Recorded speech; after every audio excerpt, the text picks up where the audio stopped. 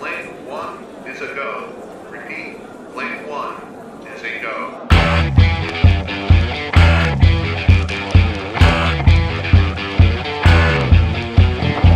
Are you ready to embark on a journey through time and space? Welcome to the Kling Connection. Join us as we explore hidden gems, off the beaten path destinations, and everything in between. From nostalgic road trips to international escapades, we'll share our experiences, tips, and tricks to help you make the most of your adventures. So buckle up, pack your bags, grab your favorite snack, and let's embark on an unforgettable adventure together. Subscribe now for your daily dose of wanderlust.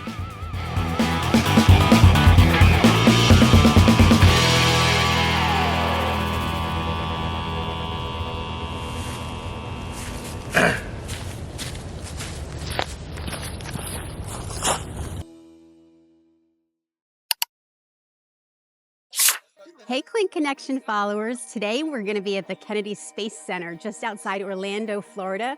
We're going to spend the day here and check it out. I've never been to the Kennedy Space Center, so I'm excited to see it. I'm going to compare it a little bit to the Houston Space Center, of course, because that's the only thing I have to compare it to, so we're going to see how it is. Sean's been here about 40 years ago, so I told him I think it's probably changed a little bit. They may have updated it some, and there's been some advances in technology and science and space travel, of course. So I'm really excited. It looks like there's a couple people here because we're on a little bit of a break, but we're going to see what exciting things we can find out, and I can't wait. So come follow us. Let's see what we can find.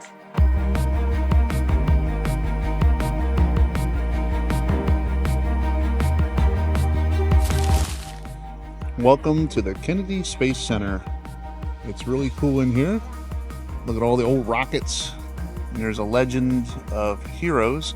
And today is an interesting day because when we got here, the flags were at half staff because yesterday, former President Jimmy Carter passed away at 100 years old. So there was a lot of space stuff going on when Jimmy Carter was president. And just because he was former president of the United States, he also renders the respect of a half-mast flag. So we're seeing that a lot here today.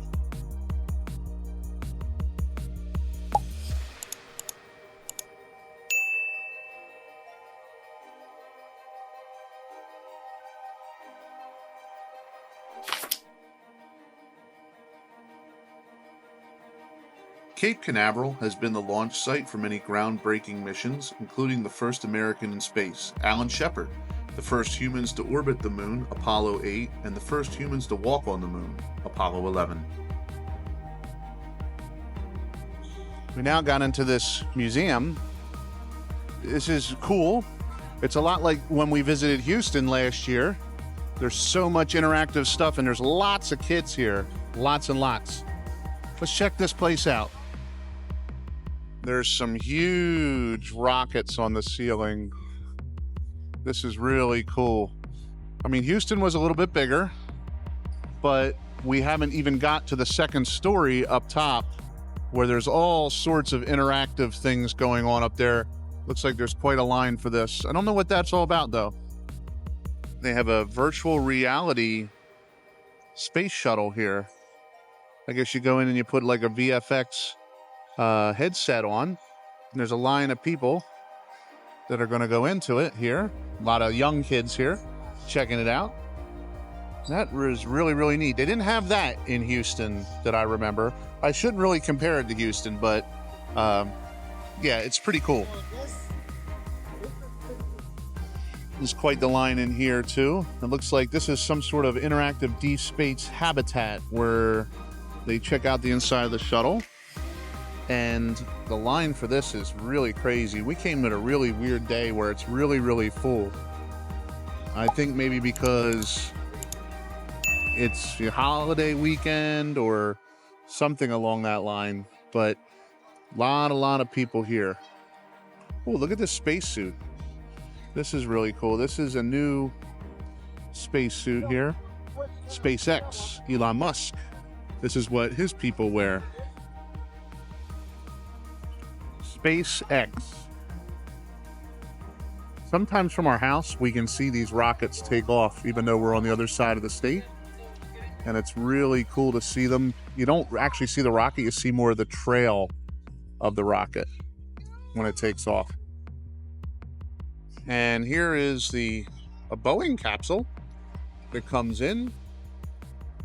I heard one of the people that was given instructions here, or one of the tour guides, saying some of this stuff has actually been in space and they've decontaminated it and they brought it here to the museum. Pretty cool to actually touch something that's been there and it's not just a mock-up. Here's the inside of, I believe this is like something that they're going to try to do farming in. It's something of the future. It's for habitat for when they go to another planet. It's kind of a mock-up of the prototype, I guess. And then, of course, we have the back of a rocket. Whoa, that startled me. That just kicked on. Wow, that's really cool. Shows you how this all works.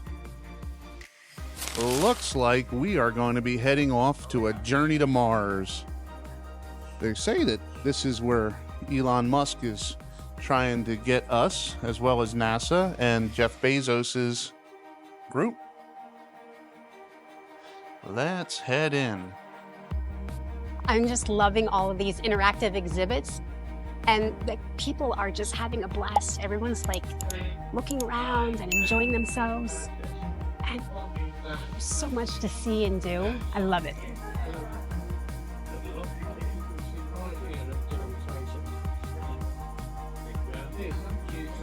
It's mesmerizing. I'm just a science geek, so it's just the best thing for me to do.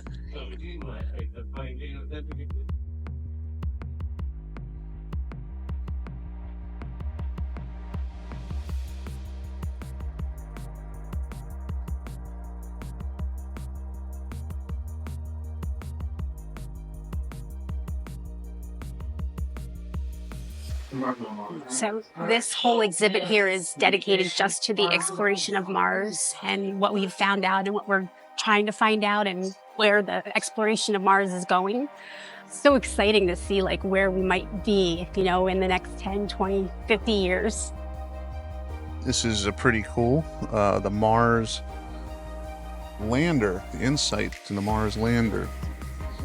I guess this is either, I think this might be the copy of the original one that landed on Mars. I don't think it's the real one. Here is a picture or a model of the Spirit rover. I guess that was also on Mars, or something they plan to send to Mars. No, it landed in 2004, it says.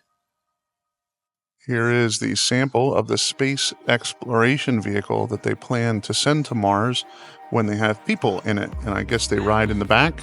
This is just a mock-up model. Obviously, it's not the real one. Now, I highly recommend, if you're going to be coming to NASA, that you try to plan it on a day that there's not as many people, because this place is really, really full today. I mean, we got in a line to go in the IMAX, and we have to wait for another hour because the other show filled up. So, yeah, I would recommend you getting here early or come on a day that there's not as many people, maybe during like a work day or something like that. But overall, everything here is really, really cool. As you can see, the lines here are astronomically long, and the people are just not very nice. They'll cut right in front of you, cut you off. But you guys know me, I really don't like lines.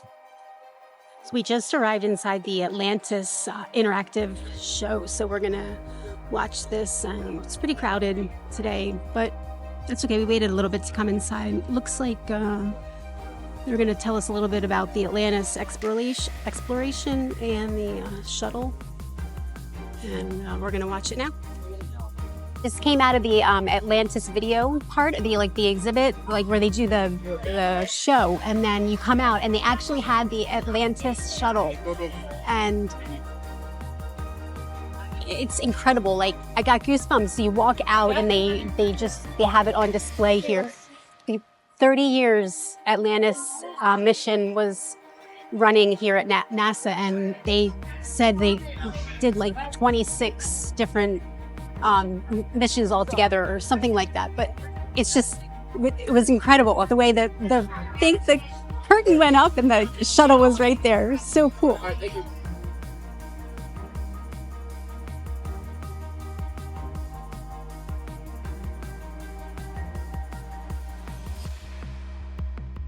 The size of this shuttle is immense. It's incredibly huge.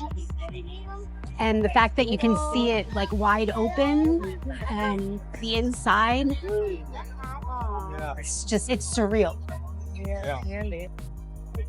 So I just saw the little display, and it was 33 flights during its mission time, Atlantis. So I just wanted to correct myself. Earlier I had said 26, but it was 33. And here at the back you can see the engines. I guess they're the rocket boosters or whatever. You can see how immense they are. They're like gigantic, but just amazing to see up close how, huge they are compared to us. So really, really just incredible to see.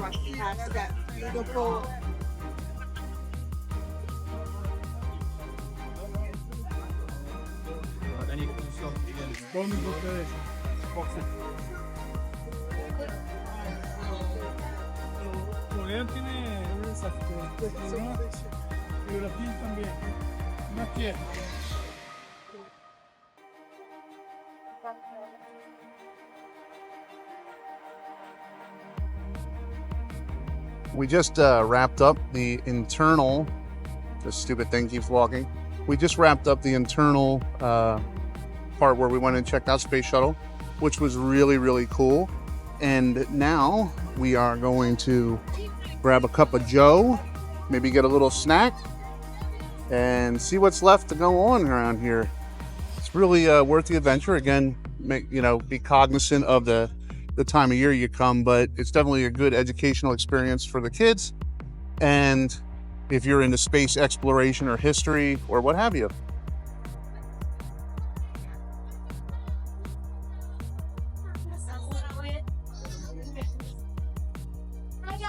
In speaking with one of the members of the staff here, they said that this weekend was one of the busiest weekends ever. They usually average about 3,000 guests a weekend. This weekend and today, they've had 12,000 guests here. And you can definitely tell by the lines.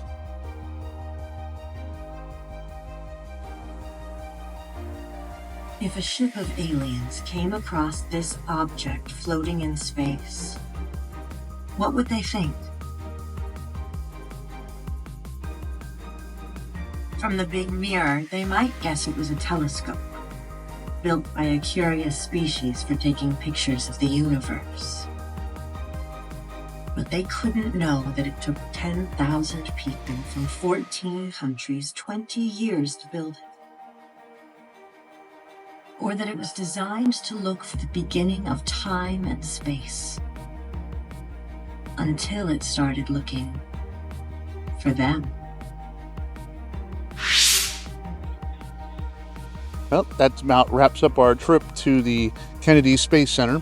Usually we do an interview at the end of the show, but there wasn't really that many people that were up for an interview, and it was kind of crowded today, so sorry to let you down.